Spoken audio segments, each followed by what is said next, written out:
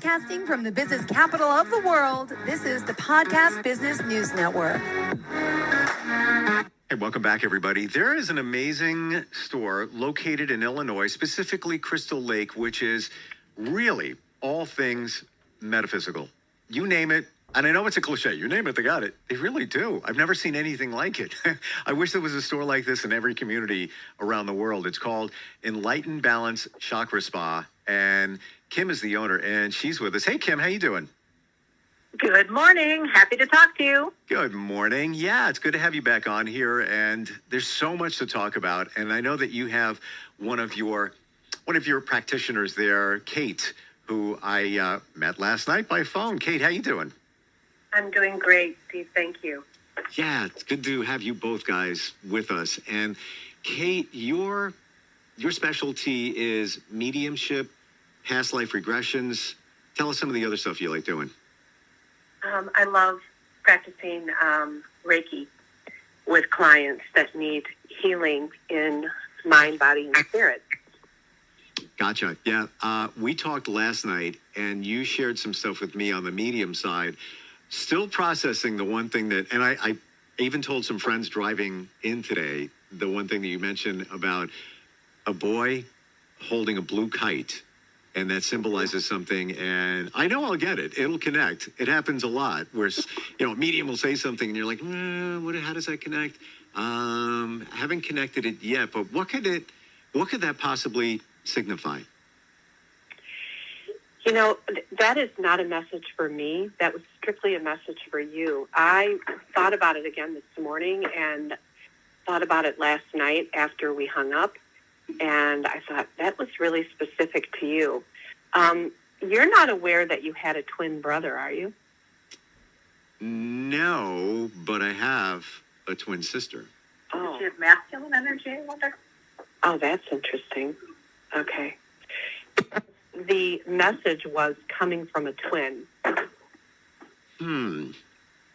Could that message be coming from, let's just say, my sister, who is still with us?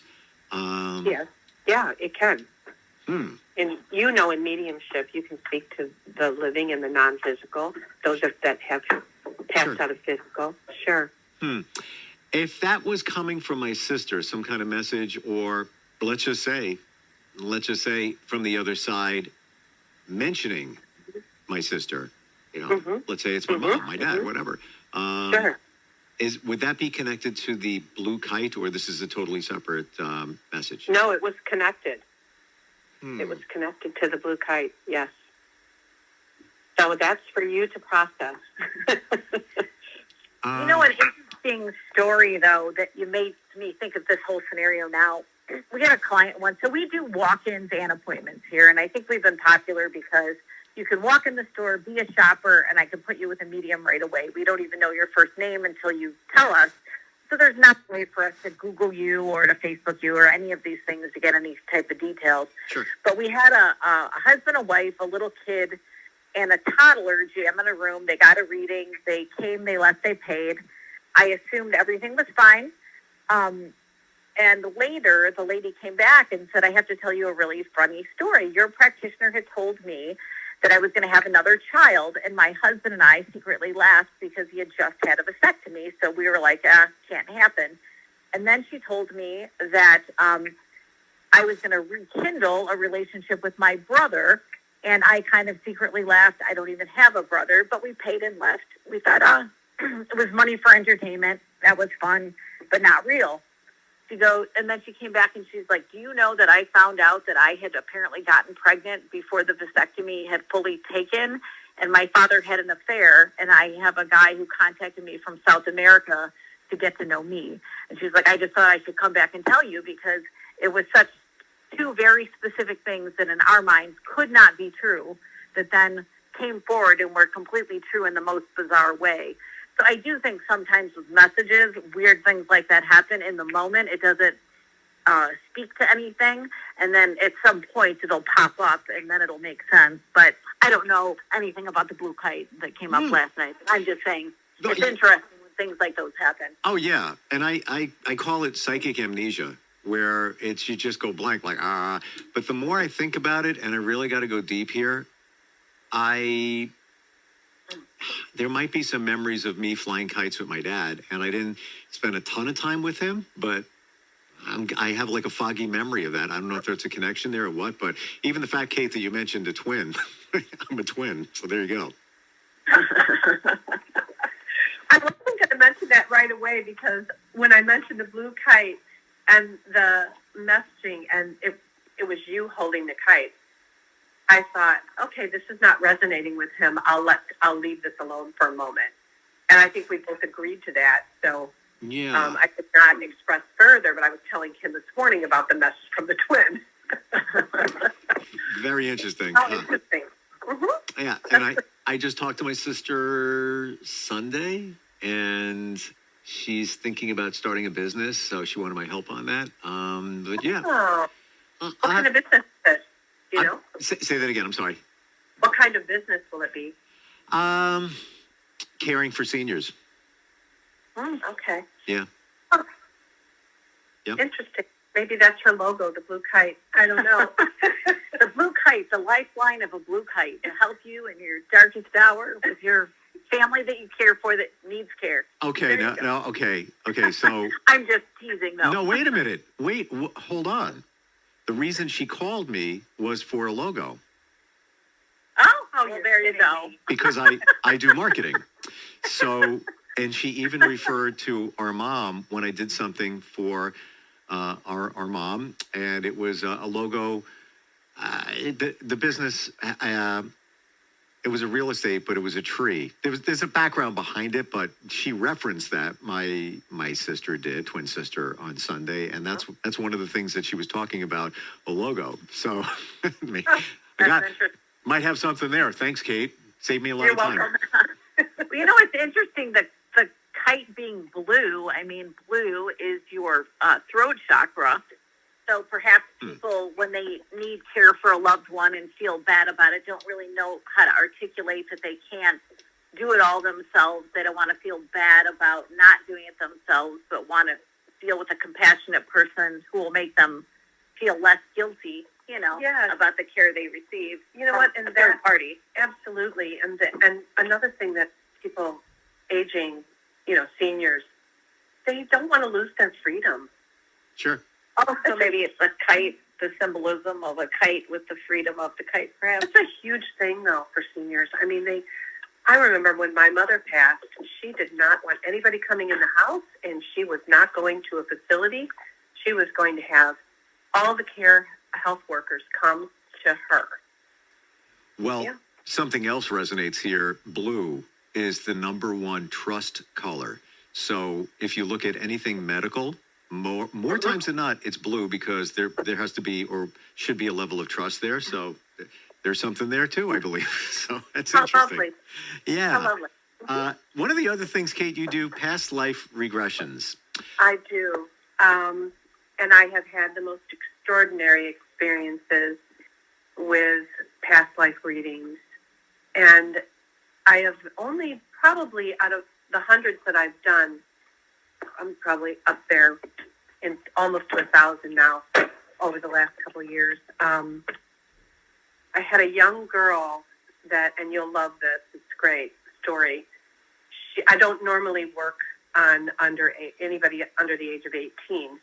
And this young lady came in with her mother, who was very fond of the store and ended up working here at one point. But she brought her daughter in and she said she's having nightmare tears for the last 10 years, and we need to get a better understanding of what's happening. And it was a dream of being on fire. And it was happening nightly. So I got her on the table and I began to, I started the crown and the feet to get a different perspective in her energy. So I'm starting on the 7th, 8th chakra, which is the cosmos connection, and then going to the root and connection to the earth. And telling her out loud everything that was happening. And what was unusual about this reading, I was getting exact dates. And as the reading flowed, it showed her in a plane flying a solo flight over water, and I was given a date. And the plane engulfed in flames, and she was burned alive in the plane. And so when I looked up the date, it was, I forget now because that's several years ago when I did this, but it was so remarkable to me. I remember the details about our discussion. I found a picture, and it was Amelia Earhart. Ah. And this young girl looked identical to Amelia in the picture. For the age, meaning Yeah. who are we talking? Are we talking about Ellie? Uh-huh. Oh, yeah. That is crazy. I'm going to press pause there. I do have a connection to Amelia Earhart. Oh, strange. So we'll get with that. Shocking.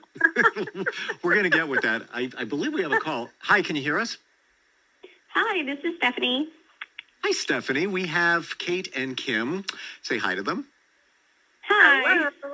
Hi, Stephanie. Hi, I just have a quick question. I was wondering, how do you guys find someone's chakra? Oh, the chakra points are basically meridian points. There's 28 total, and they're in various places. The main ones that most Reiki practitioners work on when they're performing their service is the 7. And it's the crown, which is number 7 at the top of your head, right in the center of your head. And then it goes down. You have one at your third eye, which is the pineal gland in between your two eyes. Throat chakra is right in the center of your throat where your thyroid is. Heart chakra is where your heart is, in the center. And you have solar plexus and sacral, which are right below the top of your rib cage and then the bottom of your rib cage. And then root is in your hip region. Is there one chakra that's more important than any other one, in your opinion? No. No? Okay. Well, I will say that when I attune people, when they are being certified to provide Reiki to others, there is a triangle that I work with, which is the crown, the third eye, the throat, and the heart. You want to make sure that they're all open and flowing with Reiki energy, which is universal life energy, right? And that's in attunement, that's critical. And those all center around above the neck, basically. Well, no, above the rib cage. Above the rib cage. Okay, gotcha. Yeah. Stephanie, any other questions for Kim and Kate? No, I just had the one. Thank you so much. Thank you for checking in. Appreciate it. Thanks, So, Stephanie. Back to Amelia. Has always been on my radar as a kid because of her transatlantic flight, right? Reason being, Charles Lindbergh did something similar, a guy, right? If you look at the historical pictures of his first flight taking off from Long Island, there's a guy holding a paper underneath his arm, part of the security detail, and that's my grandfather. Oh, wow. So Amelia, my family would always talk about both of them, Lindbergh and Amelia Earhart, because of their contributions to aviation and their all of that. But he was the high-level police officer, and he was standing next to Lindbergh just before he took off. And you know him because he had his trademark was carrying a newspaper underneath his arm. So if you look at the pictures, you can find it. That's crazy. Yeah. So recently, I'm not sure if it was National Geographic or if it was the Smithsonian, found the pieces of the plane, and they did confirm this was just this last summer. And remember, I did this reading, probably 6 years ago now, that there was a fuselage leak and that the fire did start in her cockpit. Wow. Okay. So that was confirmation for me that what I was being shown by her guide was spot on. Interesting. Yeah, that's right. Now I'm thinking about it. It was even they found her bones on some island in the Pacific, right? Yeah. Yeah. Wow. Huh. Mm-hmm. Oh, interesting. So if she didn't have that fire, she probably would have made that trip. Burning fire. Just guessing. I don't know, but yeah, interesting. Past life regression. So let's dig back into that. How do you take somebody on that trip back, and how do you know that it's legit? Like if somebody says that how do you connect the clues to make sure that they're really where they think they are? So I started out when I was initially doing past life readings, regression therapy. That's very specific, where the client is telling the practitioner under hypnosis what they see. I actually was given the gift of being able to see into the Akashic records after I was attuned with Reiki. There's a symbol that you're given, which is a key to the Akashic records, and the visions started coming fast and furious. However, I wasn't really forewarned about that when I was attuned in Reiki, and so when they started happening, I didn't understand what was happening. I actually thought I was losing my mind, Steve. It was a little scary. I was told by Spirit, which I am connected to when I am performing Reiki on someone, that I needed to step out of my comfort zone, and I was compelled to share certain details with a person. And it was to the point where I could not. I had to risk being embarrassed and looking like a complete fool. And so I did share, and it was spot on. The person resonated with it 100%, and it was clear to me that it really had nothing to do with me or my presence. I was a conduit, right, for this information. And I started deep diving into it, and during the pandemic, we couldn't perform them live, so I changed course. I was mentoring underneath Lois Wetzel, who has written a couple books, and she stopped doing them in person because it's very taxing on the practitioner. The energy that is expelled during the guided, I suppose, it feels almost like you're traveling through their records when you're performing the past life reading. I started to take pictures from people because that's what Lois had done, and do the readings from their pictures. And it had to be a singular picture of the person, and I would take all of the information I was given and record it with a live voiceover, and then share that recording, and then do all of the historical research for dates and to determine who they were, because a lot of times I don't know these things. I'm given a name, I'm given a date. I think I mentioned last night that one past life reading I've worked on where the woman was a lover of Mussolini, and I know nothing about Mussolini other than he was, dangerous to Italy. And I looked up the data and did quite a bit of research and found he had several lovers, and one of the lovers, they had a picture online, and it looks identical to the client. So I do that as well and share that information. Generally, I'm dependent upon what's given to me. There's a guide most of the time that shows up when you're doing Akashic record or past life reading.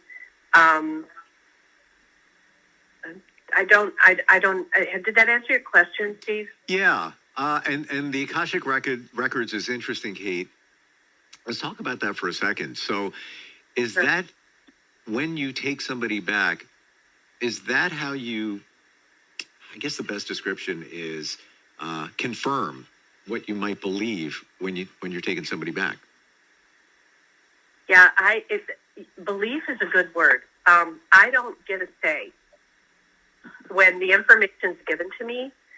If I got into my cognitive portion of my brain and my ego was intact during this, I wouldn't be doing it at all. So I'm really allowing myself to connect with spirit, with divine energy, with infinite intelligence, if you want to call it that, got their guides, and they show me what they want the client to know.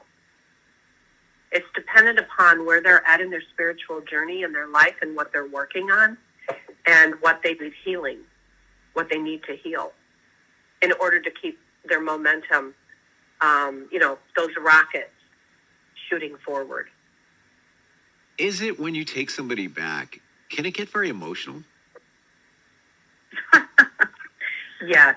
I only laugh in the background here because every month we get an entire case of tissue delivered, Wow. and the UPS guy is always like joking, and I'm like, yes, there's a lot of purging going on here, but it's a good purge. So for us, it's kind of confirmation, although that's a weird thing to say, of people, letting go of things that don't serve them, guilt, memories, healing, whatnot. But you were talking about confirmations. Another couple, I know I have apparently a ton of stories here, but we had a gentleman who had done a past life session, and you're fully clothed. It's not like a massage in any way, so you have all your clothes on. And in the end, he had been shot to death in a war. And funny enough, he was emphatic in showing us that he took off his shirt and he had birthmarks. They were not bullet wounds, but birthmarks all over his body that looked like bullet wounds, which was just shocking to everybody involved. That there was some kind of connection to the then and the now that kind of transferred over in a completely different way.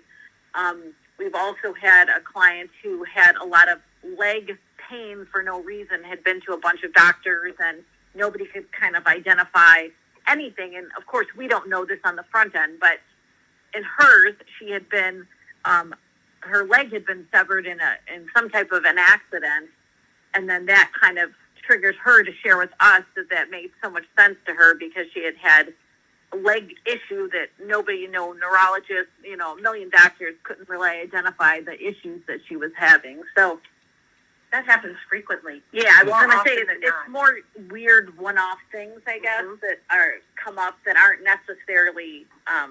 It explains a lot of what's going on to a person now, which is really kind of the goal, I guess. So I think it's important to note that the young lady that was here, the night terrors and the fire stopped after her past life reading. Yeah. Wow. Yeah, Ellie. Yeah. Yeah, I've heard. And Ellie, sorry, go ahead. No, I just want to tell you, I've heard similar stories where somebody did a past life regression on a guy, and he always had back issues, and he didn't reveal them until they said, "Yeah, you got shot. You the bullet entered your back." And he's like, "I'm being serious when I tell you this. I have this pain right here in my back, and I've had it since I was a kid." And I mean, why would he say that if it wasn't true? And there's the the connection to it. Exactly. Wow. How long does a typical regression take? The shortest one we offer in the store is an hour and 15 minutes, and it's kind of what we call a mini regression. You're not fully hypnotized. You're kind of more in a lucid dreaming state. You're generally laying down. We offer, a short version that's what we call our mini, and then we have an aggressive kind of a longer 3-part version where she goes back and does do, research on dates and things that come up so that the person has a full report of different things that came up that they already were told, but how to connect the dots with other things, later. Yeah. Again, it's almost like a CSI investigation where, the pieces are all coming together, right? It's almost like everything you guys do is sort of like that. It does feel that way sometimes. Right? Kate, for you, some of the other stuff you do, I just want to share before we run out of time here. You also do animal communication, cord my cutting. favorite. Is it really? Yeah, I love working with the animals. Hmm. They're so wonderful. Yeah, and the stories that you can find out, especially if an animal came from a shelter and maybe had some challenges, and Oh, sure. right? I see that a lot. Yeah, I'll bet. I see- I mean, there's anybody that adopts, you probably should do that just to get the backstory because you don't know. You Sure. don't know. Yeah, that's right. No, I've done a lot of those.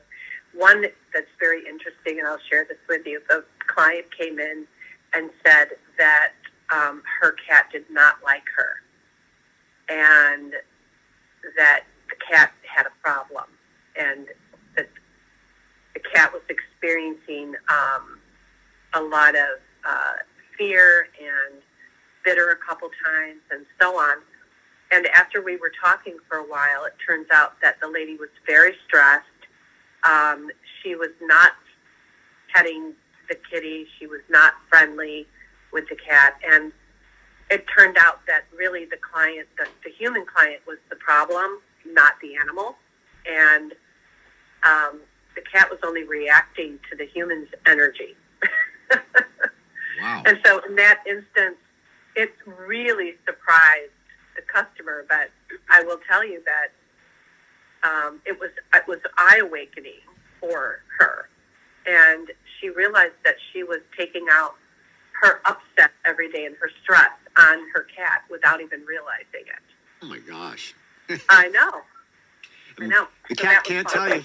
The cat can't tell you. It's got to come from Kate. Yeah. Speaking about animals, though, we've had people that come in for a medium reading, and of course, people always have a loved one that ideally is the person they're hoping that comes through. But honestly, the person that has something to say or some kind of confirmation, some type of confirmation is the one that generally makes it through. But we'll have people who, are hoping to talk to grandma, grandpa, mom, dad, somebody, but instead their childhood pet comes through very specifically, name, how it looked, whatever, that had kind of to provide some clarity to the client. We see it from all ends, again, because we take clients in the moment.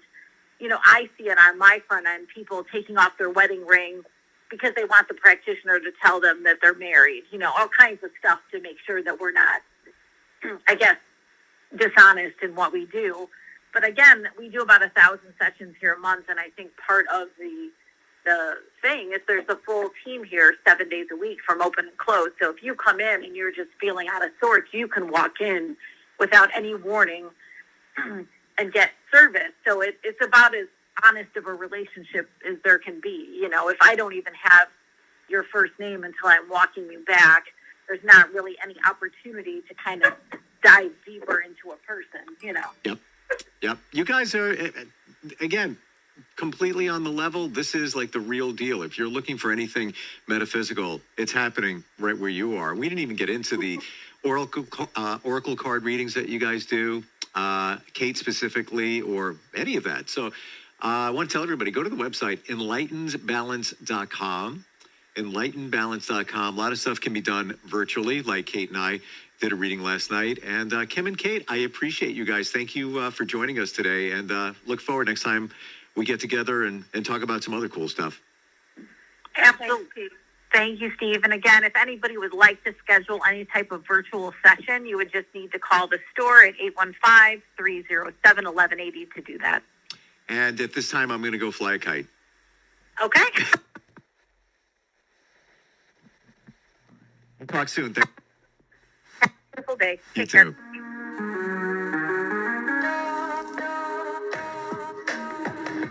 Broadcasting from the business capital of the world, this is the Podcast Business News Network.